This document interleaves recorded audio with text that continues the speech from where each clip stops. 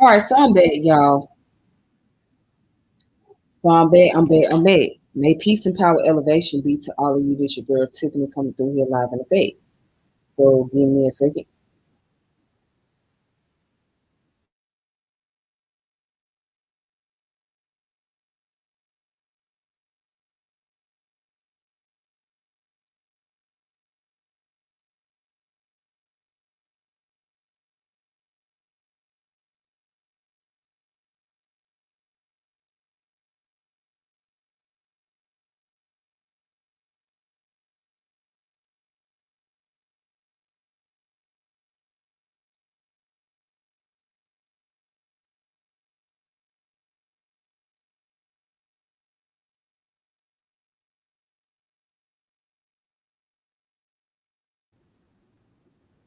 All right, so I'm back. So may peace and power elevation be to all you beautiful folks out there. What's going on? What's happening? This your girl Tiffany coming through here live in effect. So I had to restart this video again because the sound quality was pretty low. All right. So now I'm getting into the subject about South Carolina and the first Africans, and also Lucas Vasquez de Ayllon. All right. So I'm getting into the history about that. So I have some sources to back me up. But before I get started, I want to thank everybody that have been subscribed to my channel, liking my channel, sharing my channel. Peace to Brother Dion. Thank you for coming through. So now I can go ahead and get started. All right. I want to share some sources that I found. Now, I didn't, I was just like everybody else who thought that the first Africans came to America around 1619. That's what I thought. Then I come to find out they would know that's not true because the first Africans actually came in 1526 and it was only 100 of them. So what I'm going to do is I'm going to show you the sources right here. Right here it says the misguided focus on 1519 as the beginning of slavery in the U.S. damages our understanding of American history by Smithsonian Magazine. All right. So Smithsonian is pretty good. It's very reliable information. Now this came out on September 13th, 2017 by Michael Gospel, right? So it starts off saying that in 1619, 20 and odd Negroes arrived off the coast of Virginia where they were brought for virtual by labor-hungry English colonists. The story of these captured Africans has set the stage for countless scholars and teachers interested in telling the story of slavery in English North America. Unfortunately, 1619 is not the best place to begin a meaningful inquiry into the history of African people in America. Certainly, there is a story to be told that begins in 1619, but it is neither well suited to help us understand slavery as an institution, nor to help us better grasp the complicated place of African peoples in the early modern Atlantic world. For too long, the focus on 1619 has led the general public and scholars alike to ignore more important issues and worse to silently accept unquestioned assumptions that continue to impact us in remarkably consequential ways. As a historical significance of signifier, 1519 may be more insidious than instructive. Then we skip down, right? Right down here where it says, as early as 1616, blacks from the West Indies were already at work in Bermuda, providing expert knowledge about the cultivation of tobacco. There is also subjective evidence that scores of Africans plundered from the Spanish were aboard a fleet under the command of Sir Francis Drake when he arrived at Remote Island in 1586. In 1566, enslaved Africans, we highlight that enslaved Africans were part of a Spanish expedition to establish the outpost on the North American coast in present-day South Carolina. Those Africans launched a rebellion in November of that year and effectively destroyed the Spanish settlers' ability to sustain the settlement which they abandoned a year later. Nearly 100 years before James time, African actors enabled American colonies to survive, and they were equally able to defend European colonial aggression.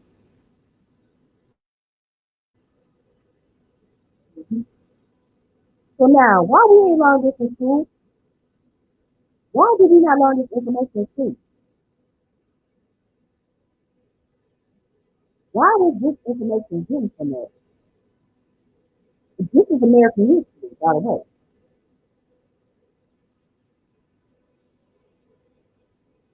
So slavery goes back to approximately 500 years as opposed to 400 years. Right? Mr. Joe Denzel, how you doing?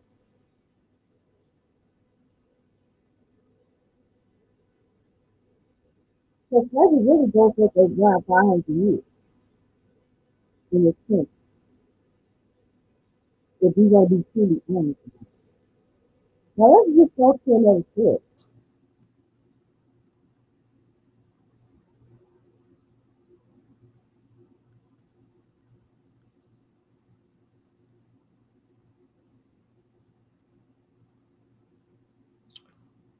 Let's see what source I want to use.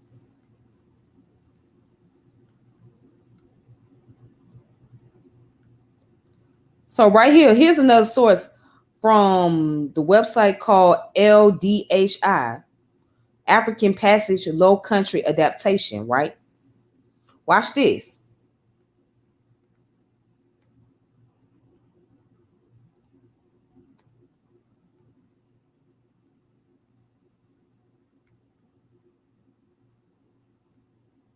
As y'all can see right here, if you're following me, it says African most likely first arrived in the area that would become South Carolina in 1526 as part of a Spanish expedition from the Caribbean. For the next century, ongoing struggles between Spanish, French, and indigenous groups in this region involved enslaved Africans who accompanied and sometimes escaped from European European rivals. After the English settled Carolina in 1670, they launched a plantation economy that increasingly relied on enslaved African labor acquired through the transatlantic slave trade. And it says by 1708, the number of enslaved Africans and their descendants in South Carolina had grown to the point that the colony featured a black population majority. With some temporary fluctuations, this black population majority would continue in the colony and later state of South Carolina until the Great Migration of the mid 20th century. And right here, where this is highlighted, right? This is where the information can be found, right here. This is the most important piece. Now, go a little further down in this article. It says in the late 17th century, English traders established direct access to the transatlantic slave trade, particularly in West and Central Africa, through the Royal African Company and other trading companies. Barbados was a major port for England's transatlantic trade, and in the 17th and early 18th century, from one third to one half of enslaved Africans in Carolina came from English West Indies. By the early 18th century, however, the port in Charlestown, renamed Charleston in 1783, began to receive larger numbers of enslaved men, women, and children arriving directly from West and Central Africa. Now that's important. That's important information, right? And again, this can be found on this website. So just go look up LDHI, African Passage, Low Country Adaptation, Africans in Carolina. All right.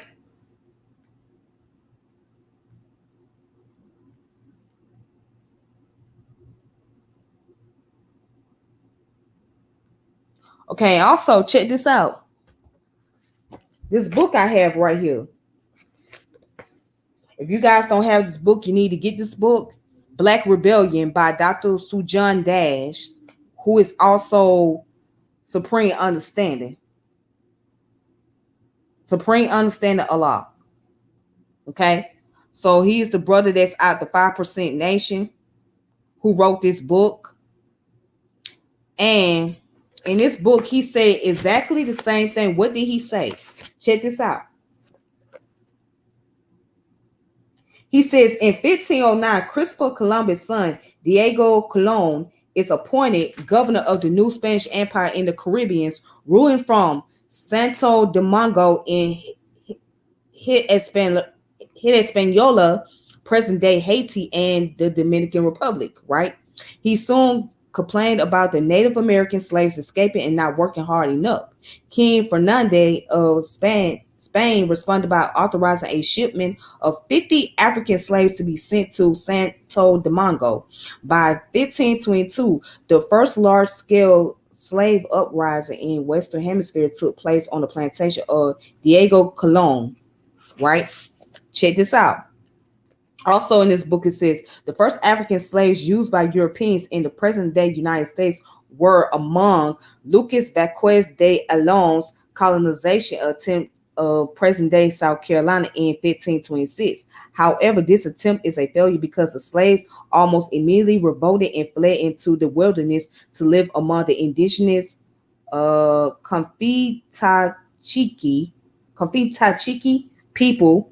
This is the first documented occurrence of a slave rebellion, followed by the rebels fleeing into an indigenous Native American community, a pattern that is repeated numerous times in the historical records. All right. So, and then he goes on to say, check this out. He says often such flights would occur on such a massive scale that the rebel communities would need to set up strongholds to maintain their freedom. So in 1552, an African of the Mandinka people named Bayano led possibly the largest slave revolt of the 16th century in Spanish Panama. Right after the revolt, the rebel slaves called the Cimarrones, which means wild or runaways, set up strongholds known as palenques, many of which successfully fended off Spanish control for centuries using guerrilla warfare and alliances with indigenous nations who were in similar circumstances. All right. So pretty much this book is saying the same thing. And again, this book is talking about Black Rebellion. I strongly recommend people get this book right here. Okay. So if you want to know more about the rebellions that took place, the slave revolts, get this book. This is your best bet. You can order it on Amazon. You can go on the website. Let me see. I think the website is, it says twohorizonpress.com. But I might have to double check on it.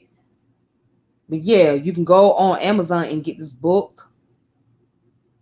All right, you can get the ebook copy, you can get the physical copy.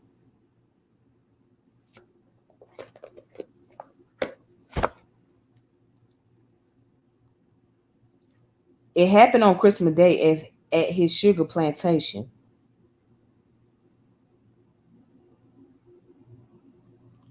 Oh, we gonna find out. We gonna find out because there's more. So check this out. Let me show you what Wikipedia had to say. Let's go to Wikipedia.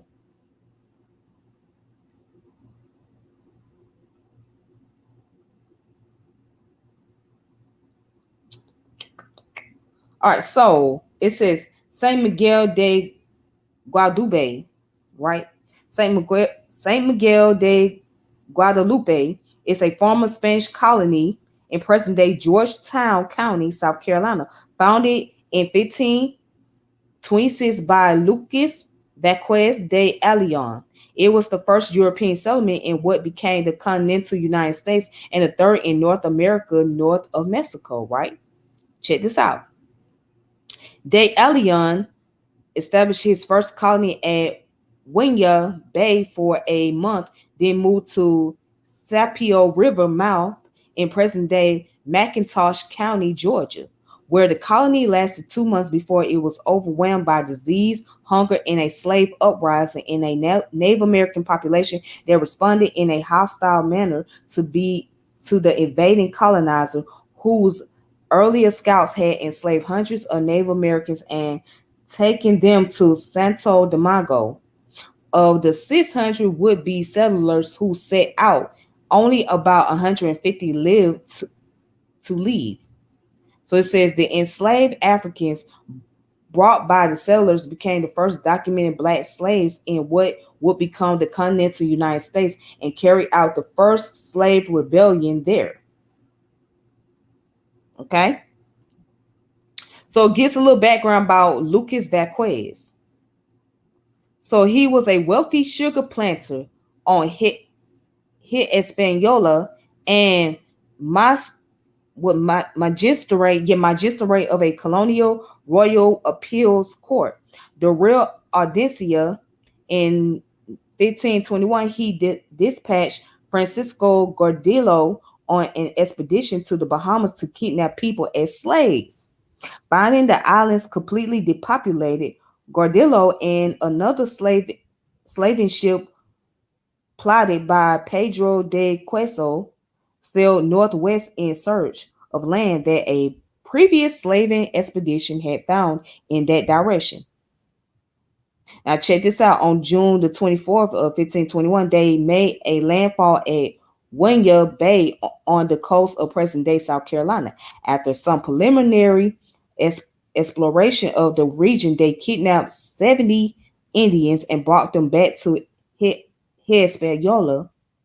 The authorities in Hispaniola criticized this capture but did not send them back because of the expenses. No penalties were imposed on the captors. The captives scavenged dead animals in the town. Most died, and the others were then divided among the inhabitants. Right? Okay. So let's go down. So watch this.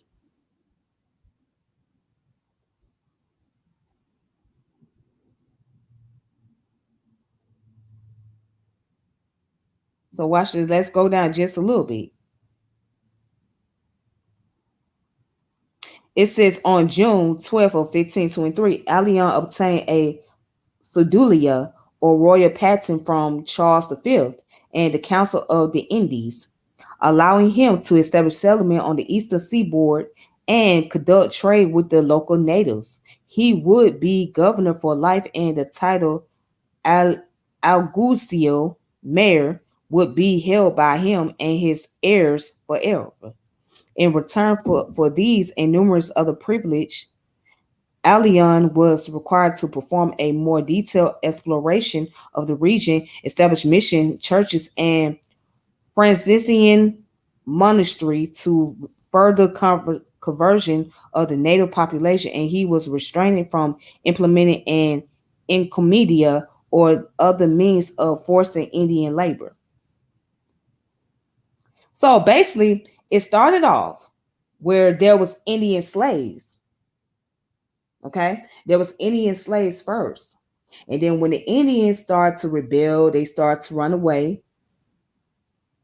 Then that's when they turned to African slaves and brought them here to this land. So again, one of the first people to get involved in what we know today as the transatlantic slave trade were the Portuguese and the Spanish. They was the first to get involved. Then everybody else tag along. So they wanted land and resources. They wanted to build up their economy for their country. Okay? So these countries are pretty small in Europe. They're not big enough to have a lot of natural resources. So that's why they went to places like the Caribbeans and South America, Latin America, and here because they were looking for more land, more space to build up the economy and to generate profits. That's what it's really all about. right? But again, you never learn stuff like this in school. Never. You'll never be exposed to this type of information. Okay? You'll never be exposed to it. So let's go ahead and check out some more information on here. Look at this. Watch this.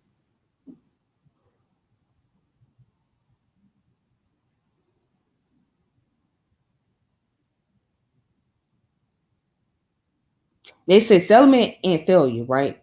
So Cahijo's return marked the beginning of active preparation for a voyage of settlement led by Ayllon himself. He spent his own considerable fortune and even put himself into debt outfit the expedition. A fleet consisting of 6 vessels carry about 600 to 700 passengers and crew was assembled, right?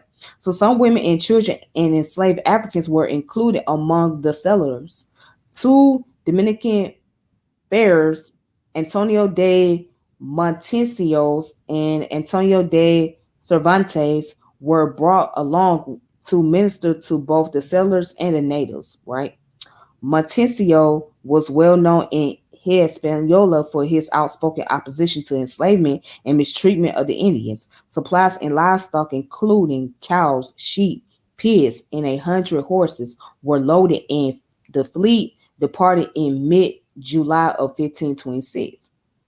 All right, so the large colonizing group landed in Winya Bay on August 9th, 1526, and encountered their first significant setback when their flagship, the Capitana, struck a sandbar and sank. There was no loss of life, but a large portion of their supplies were lost. In addition, Francisco de Chicora and the other Indians brought along as interpreters and guides desert the fleet in the first few days and escape into the woods. Ayllon ordered a replacement vessel, La Gavarala, to be built, probably the earliest example of European style boat building in what is now the United States. Mm.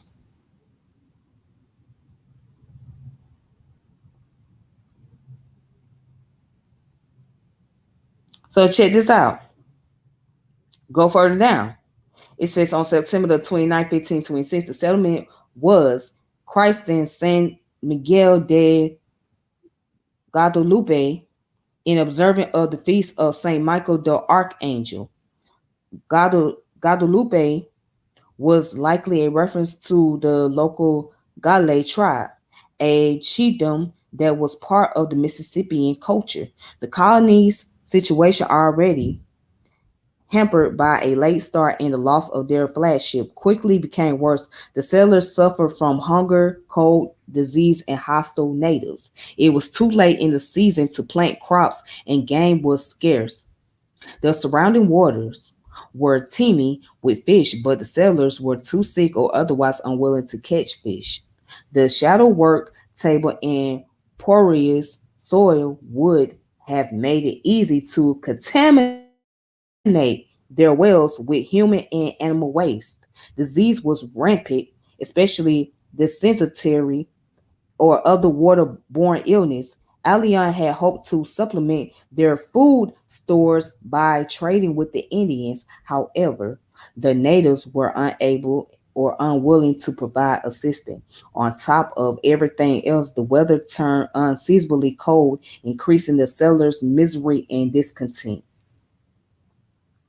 And what happened? The death toll climbed quickly on October the 18th, 1526. Ayllon himself died. Captain Francisco Gomez became leader of the colony. He and the other council members wanted to stay and wait for resupplies from Hispaniola. Another faction led by Gans Darzel and his lieutenant Pedro de Bazan pushed for withdrawal within a week of Ayllon's death. Dazel and a group of armed supporters arrested Gomez and the other leaders and locked them in Dazel's house. At the same time, another group of settlers forced themselves on a local Indian village, demanding food and other assistance. The village resisted and the settlers were killed. This incident marked a turning point for the local Indians and incited further hostilities against the Spaniards.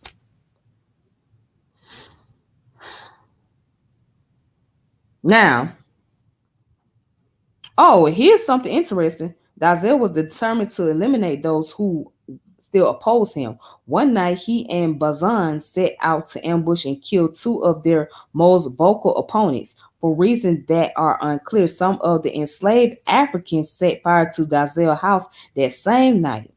In the ensuing confusion, Gomez and the other city leaders were free. Bazan was fatally wounded, and Dazel and the other mountaineers were arrested. By then, the surviving colonists agreed it was time to evacuate the colony and return Hispaniola. By the end of October, they were boarding their ships, and by mid November, all the settlers had left San Miguel de Guadalupe. Okay? So they left the area what is known as South Carolina because they were having a hard time with the Native Americans or with the Indians. Basically, they was having a hard time with them. It was a hard time. They had a hard time getting the colony established the way they wanted to. So they said, forget this shit. We gonna go back to the Caribbeans or we're gonna go elsewhere because this ain't where it's at. We're not coming here. We're not gonna stay here because we can't get shit together over here. So I'm saying this to say that what is South Carolina or Carolina today and parts of Georgia was founded by the Spanish. Now the name Georgia is named after King George of England. Okay, that's where the name Georgia come from. It's named after King George.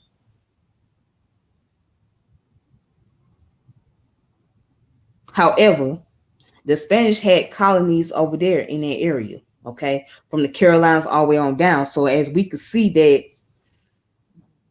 Lucas Vasquez has some land over there in what is known as McIntosh County, Georgia, which is further south in Georgia, which is probably more closer to Savannah. Yeah, it's closer to Savannah region. Okay, because Savannah is closer to South Carolina. All right, and there's a lot of Gullah Geechee people in Savannah as well. Savannah and Brunswick area.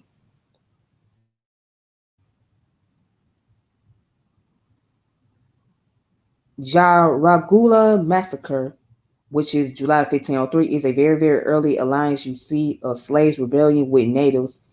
Enriquillo and his mother were key in that uprise. I appreciate you sharing that information. Wow. I did not even know that. What's up, Big Cree Money? What's up? Alrighty. But again, that's the information that can be found on Wikipedia. Okay. So always make sure you guys check at the bottom of the page. Here's the reference. You can check out the reference at the bottom. Okay. You can check out further reading at the bottom as well. If you are interested, there you go, right there. You don't have to say my word for it. So here's an article. It's an old article.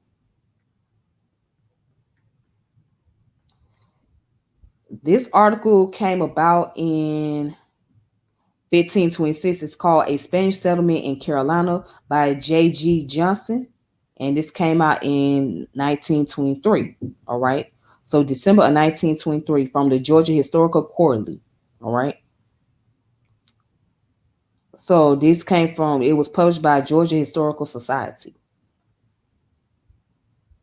Okay.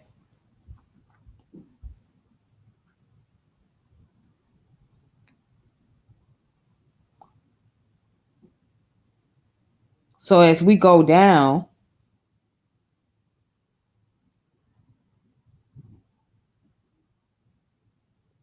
pretty much saying a lot of the same thing that I was reading from Wikipedia, but it's some new information on here. So what I'm gonna do is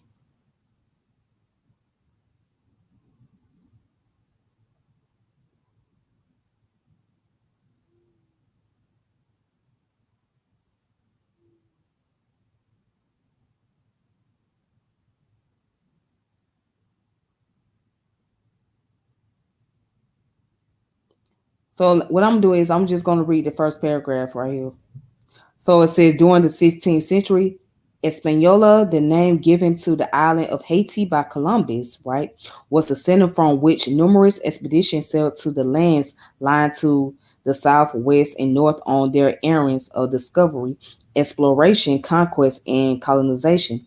That the early attempts at planting colonies on the Atlantic mainland were unsuccessful does not detract from their interests. So long before the English undertaking on Renault Island had ended in tragedy, thriving Spanish colonies existed far to the north of St. Augustine. To St. Felipe on Port Royal Sound came Spanish soldiers and farmers in 1566, to be followed soon after by Jesuit and Franciscan missionaries.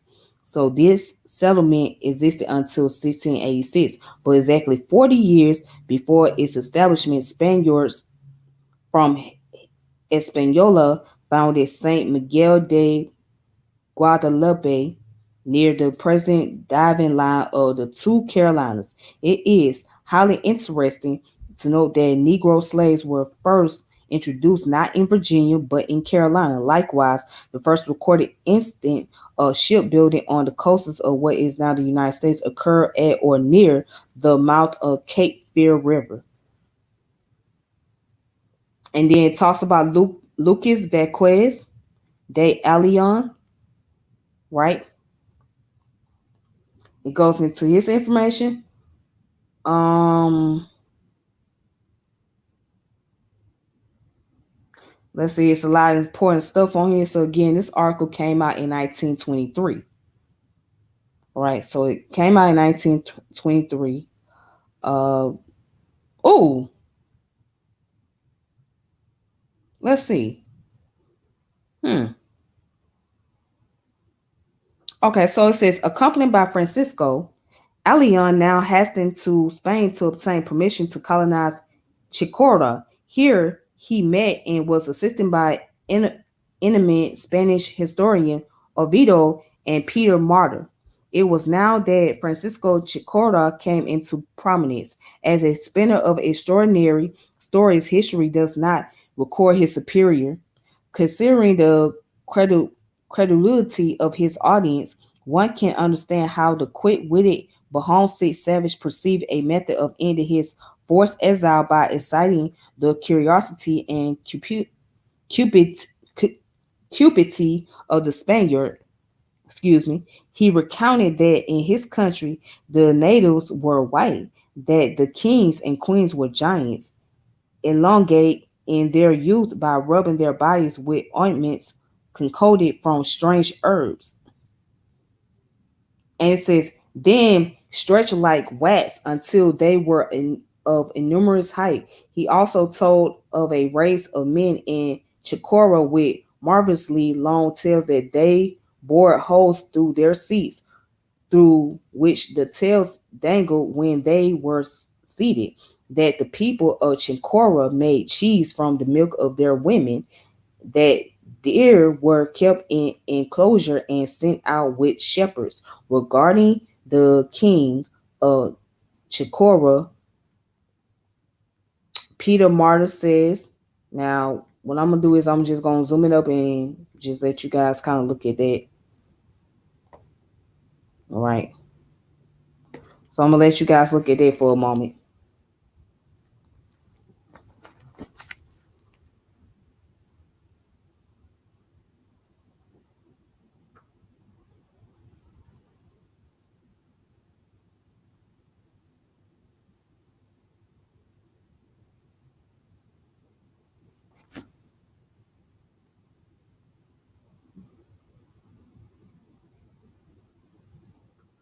All right, so see where I got it highlighted at? You guys can look at that yourself right there.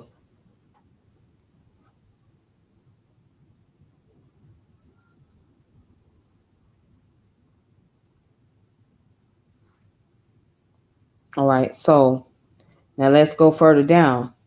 And it says Cortez had found immense wealth in Mexico, and with In a few years, Perazo was to win untold treasure in Peru, El Dorado, the seven seas of Cibola, the country of Amazons. All of these and more were firing the imagination of adventurous Spaniards. The northern mystery was again beginning to beckon, and not even the tragedy of Ponce de Leon could diminish the lust for treasure and adventure. Okay, so this is pretty much telling the story about the Spanish settlement in Carolina, right? Now, here where I'm at, there's a street called Ponce de Leon. Well, we say Ponce de Leon. That's how we pronounce it. We say Ponce de Leon, but it's actually pronounced as Ponce de Leon. All right. So there's a street out here called Ponce de Leon. All right. So again, this is a very, very, very old article. Came out in 1923. However, it's worth it. It's called A Spanish Settlement in Carolina, 1526. You can find it on jster.org, which stands for Journal Storage. You go on their website, you can look up the name, Spanish Settlement in Carolina, J.G. Johnson. All right. And the source is the Georgia Historical Quarterly, Georgia Historical Society. Okay. Walk out through that information. All right. So also, there's some books that you can look into.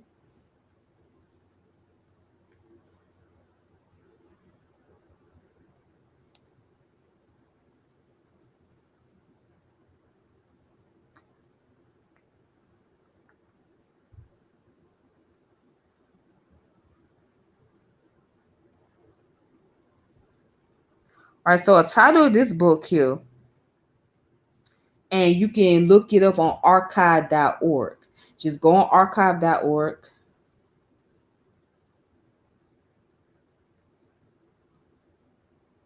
Hold on.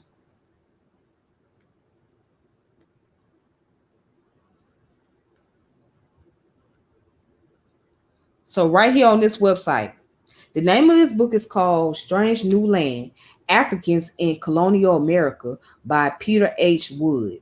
All right. So it goes in talk about the Africans in the colonial time period, and in this book it does mention about the Spanish settlers in 1526. So I can show you where in this chapter.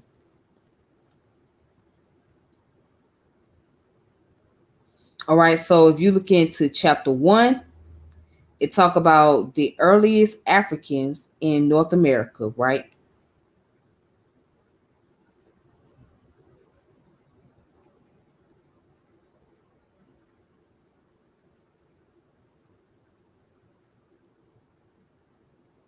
Okay. All right. So going down here, what does it say? Check this out. It says the earliest African in North America, right? In the summer of 1619, a 160-ton ship from the port of Flushing in Holland sailed into Chesapeake Bay. This Dutch vessel was under the command of Captain Jope and plotted by an Englishman named Marmaduke Rainer. They were seeking to obtain provisions after a season of raiding in the West Indies. In exchange for supply, Job and his crew sold more than 20 Negroes to the local authorities in the struggling English colony of Virginia. These black newcomers came ashore 12 years after the founding of Jamestown and 1 year before the Mayflower arrived at Plymouth in New England. The people brought to Virginia by the Dutch men of war are often cited as the first persons of African ancestry to set foot on North America, but in fact, others had come before them and had traveled widely through the southern part of the continent. So the earliest African to reach North America arrived nearly 500 years ago as participating in the large expedition organized by a Spanish-speaking explorer. Okay. So what it goes on to say, by 1500, European ships had been traded along the coast of West Africa for several generations. Besides purchasing gold and ivory, they also bought slaves and transported them north for sale in Europe. Soon the Spanish began diverting some of these slaves trading vessels to the Caribbean. Many of the first African workers found themselves forced to clear land for a plantation or to dig for gold and silver, but others were pressed into servants as soldiers, sailors, and servants. They were present, therefore, when the Spanish conquistador Hernan Cortez marched against the Aztec in Mexico in 1519, and when Francisco Pizarro attacked the Inca in Peru 12 years earlier. So it goes on to say what Africans were also present in the early Spanish forays onto the continent of North America as Juan Ponce de Leon and his successor probed Florida and the Gulf Coast in search of slaves, wealth, and a passage to the Pacific, right? So it says in August of 1526, for example, 6 Spanish ships landed on the coast of what is now South Carolina. Again, their commander, who Lucas Vasquez de Ayllon, brought at least 500 people, men, women, and children, along with 100 horses and enough cattle, sheep, and pigs to start a settlement, right? And it goes on to say what they pushed south along the coast to find a suitable location, and they constructed a small village of thatched roof huts. But within month, Ayllon died, and a embittered tension arose over who should succeed him. In the midst of this struggle for control, African slaves set fire to some of the houses at night. Divided and embittered, 150 survivors straggled back to the Caribbean as winter set in.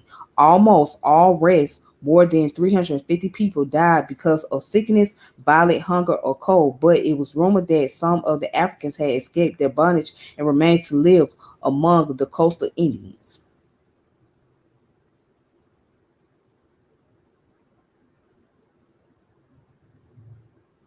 All right.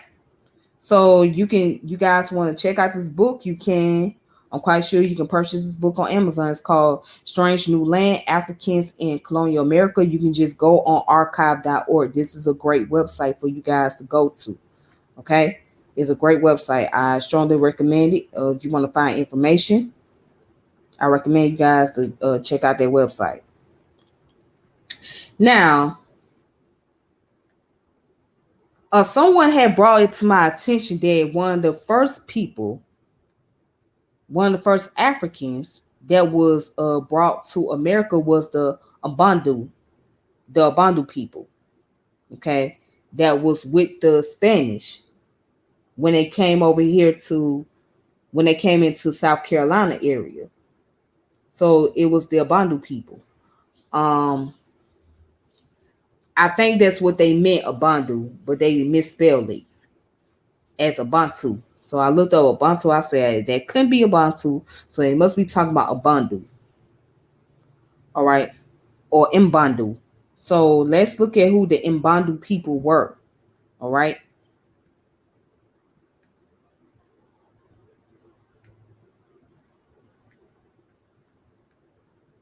So let's look into this information because I believe the brother that told me this, I think he was probably talking about the Mbandu or Mbandu people. All right. So it says that the Mbandu are a Bantu people living in Angola's northwest, north of the river Kwanzaa. The Mbandu speaks Kimbandu, and most also speak the official language of the country, Portuguese.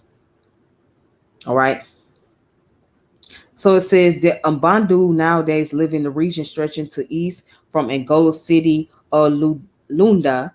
They are predominant in the Bingo and Malanje province and in neighboring parts of the Kwanzaa or Kwazan Norte and Kwazan Sul province. So the head of the main Mbandu kingdom was called Angola, which is the origin name of the country Angola.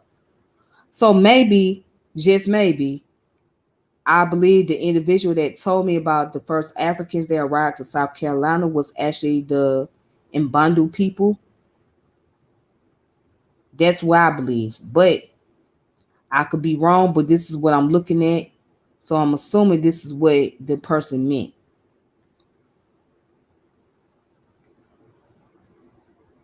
Okay. Because it says the Mbundu are one of the Bantu's people. They had been arriving in Angola region from the early middle ages on, but the biggest part of the immigration took place between 13th and 16th century CE. Kimbandu is a West Bantu language, and it is thought that in the Bantu migration, the Mbandu have arrived from the north and rather than from the east. The Bantu peoples brought agriculture with them. They built permanent villages and traded with the indigenous pygmies and Khoisan population.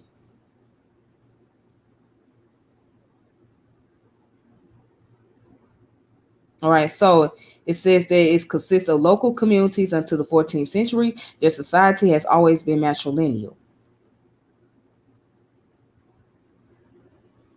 All right, so again, because when we look at the history about the Gullah Geechee people, right, the Gullah Geechee people, their ancestry can go back to the Mandinkas, but also it goes back to those in Angola, right? So those that are Mandinka, but also the Angola people as well in the Congo area. All right. So what a great thing about the Gullah Geechee folks, they were able to preserve the African tradition very well because they pretty much kind of like isolated and had their own community within the Carolinas region. But yeah, if you look at descendants, it goes from the Angola Congo area, even parts of Louisiana, right? Right, there's a city where there was a prison called the Angola prison. Okay, that was located in Angola, Louisiana. At one point in time, that was a plantation.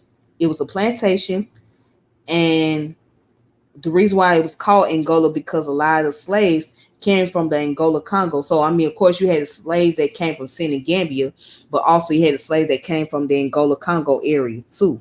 They came to Louisiana. So anyways, getting back to what I was saying about those in Carolina, we find that a lot of them have descendants from Congo, Angola area. So more than likely, it might be the Mbundu people, the Mbundu people that came over here to America as slaves. So there could be a strong possibility of who might be that tribe. But then again, I could be wrong on that. I'm not exactly sure if that was the tribe, but it sounded like to me that that's who it is. If they came from Angola, more than likely it was the Mbundu. All right. But anyways, you guys, that's all the information that I have for the evening. I want to thank you all for watching. So shout out to those in the chat. Peace to everybody in the chat. Peace to Dion, Denzel, Vinyasa, and Big Cream Money. So until next time, y'all take it easy on yourself. Please be safe. And peace and power elevation be to all you. Make sure you subscribe to my channel, like my channel, hit the notification bell, share my channel. And I hope I was able to present some sources to y'all. But until then, y'all take it easy. Rest. Be safe. All right.